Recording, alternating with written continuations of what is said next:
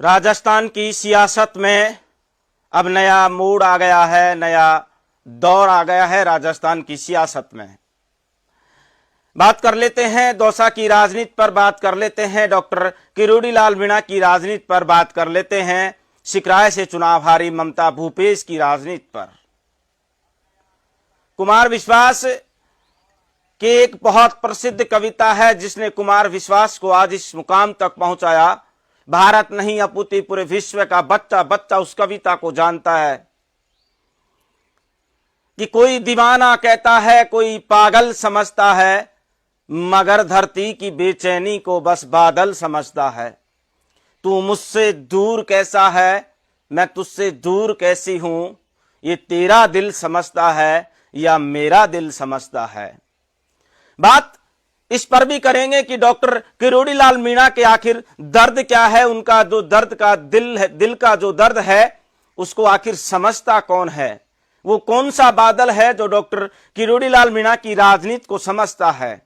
बात इस पर भी करेंगे कि कल मुरारी और ममता की जोड़ी ने दौसा में डोटासरा के जन्मदिन के उपलक्ष्य में ज्ञापन दिया था और कई विरोध प्रदर्शन किया था। वहां डॉक्टर किरोड़ी लाल मीणा की तारीफ में पुल भानते हुए नजर आए थे। बात इस पर भी करेंगे कि आखिर वहीं से पास में सटी हुई देवली उनियारा विधानसभा सीट है, उस पर गुंजल और नरेश का क्या रहने वाला है। शुरुआत करते हैं क्योंकि जब जब मैं दौसा की राजनीति याद करता हूं तो फिर ये नेता डॉक्टर किरोड़ी लाल मीणा और सचिन पायलट बीच में आ ही जाते हैं, क्योंकि स्वर्गीय राजेश पायलट के कर्म भूमि ये दौसा रही है और उनके बेटे सचिन पायलट जो हैं वो भी एक बार सांसद रहे थे कांग्रेस सरकार में और केंद्रीय मंत्री रहे थे। मुरारी लाल मीणा का इस सीट पर अब कब्जा है, सांसद है, बीजेपी को चुनाव हरा चुके हैं। लेकिन कल जिस तरीके से ममता भूपेश और मुरारी लाल मीणा जो है दोनों ही एक साथ नजर आ रहे थे। मैंने पिछली बार भी आप लोगों को बताया था कि पायलट जानते हैं कि कब कौन सा नेता मेरे पालड़े में आएगा, कब कौन सा नेता की नस कहां दबानी है, वो सचिन पायलट अच्छी तरीके से जानते हैं। ममता भूपेश और मुरारी लाल मीणा की जोड़ी ये तो साबित नहीं कर रही है कि अब दौसा की राजनीति है वो हम घुमाएंगे, दौसा की राजनीति की धुरी अब हमारे ऊपर चलेगी। लेकिन जिस तरीके से ममता भूपेश को करारी हार मिली विधानसभा चुनाव के बाद, उनकी आंखें खुल तो नहीं गई कहीं ना कहीं। यह भी कहा जा रहा है कि ममता भूपेश जो है वो ये कह रही है, अंदर खाने बात ये निकल कर आती है कि ममता भूपेश इस बात को कह रही है कि मेरी राजनीति जो है मुरारी लाल मीणा के बिना और सचिन पायलट के बिना मेरी राजनीति संभव नहीं है। लेकिन दूसरी तरफ मगर बात यह भी तो आती है कि क्या मुरारी लाल ये चाहते हैं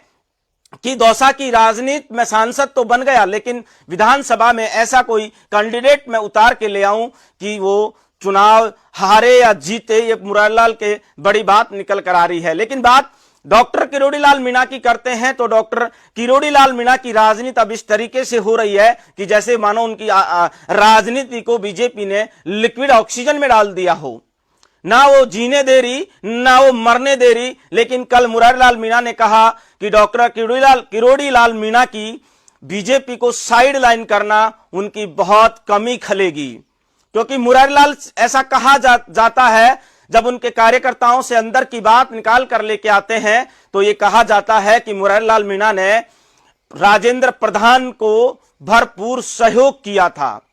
यह भी कहा जाता है जो एक ही थाली के चिट्टे बिट्टे हैं, गजराज खटाना और मुरारी लाल मीणा विधानसभा चुनाव में गजराज खटाना के विपक्ष में जाकर और सैनी के पक्ष में, भागचंद टाकड़ा के पक्ष में मतदान करने की अंदर ही अंदर अपील की थी। मुरारी लाल की मीणा की राजनीति को समझना बड़ा मुश्किल है, लेकिन जब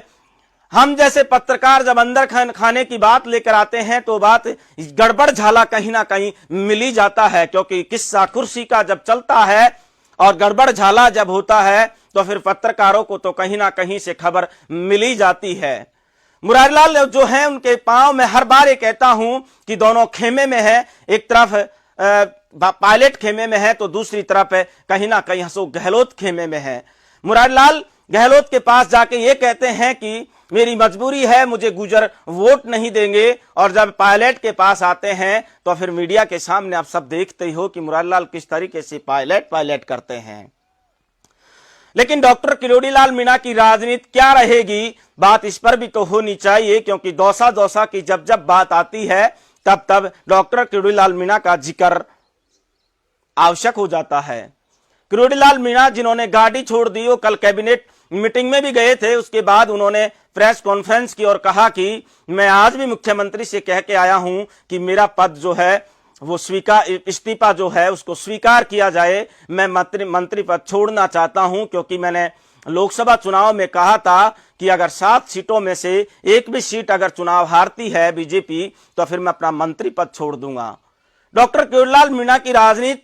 अब क्या सिर्फ और सिर्फ उस जगह जाके बची हुई है कि कहीं किसी राज्य का राज्यपाल तो नहीं बनाने की सोच रही है बीजेपी, क्योंकि बीजेपी को पता है कि अब डॉक्टर किरोड़ीलाल मीणा की समाज में वो पकड़ नहीं रही जो आज से कई सालों पहले थी। 2013 में थी, जो 2018 में थी, वो अब 2024 के लोकसभा चुनाव में डॉक्टर किरोड़ीलाल मीणा की राजनीतिक पकड़ और समाज पर पकड़ बची नहीं है।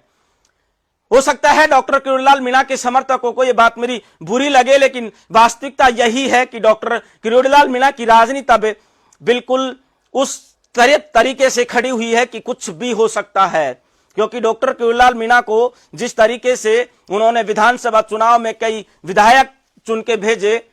उस तरीके से तो लग रहा था कि डॉक्टर किरोड़ीलाल मीणा को कहीं ना कहीं बड़ा पद मिलेगा, लेकिन उनके समर्थकों में जब पद मिला तो मायूसी थी, सोशल मीडिया पे जमकर हंगामा हुआ था। आसियाने पर है डॉक्टर किरोड़ीलाल मीणा की राजनीति। वो चाहते हैं कि मेरे भाई जगमोहन को दौसा से टिकट दिया जाए, लेकिन मुझे लग रहा है कि अब वो बात भी बनती हुई दिख नहीं रही है और डॉक्टर किरोड़ीलाल मीणा अपने इस्तीफे को लेकर अड़े हुए हैं। ना वो काम कर रहे हैं, ना वो और कुछ कर रहे हैं, ना कैबिनेट बैठक में जा रहे थे, ना सरकारी गाड़ी यूज कर रहे थे। और डॉक्टर किरोड़ीलाल मीणा हर बार ये कहते हुए नजर आते हैं कि मैंने मंत्री पद से इस्तीफा दे दिया है।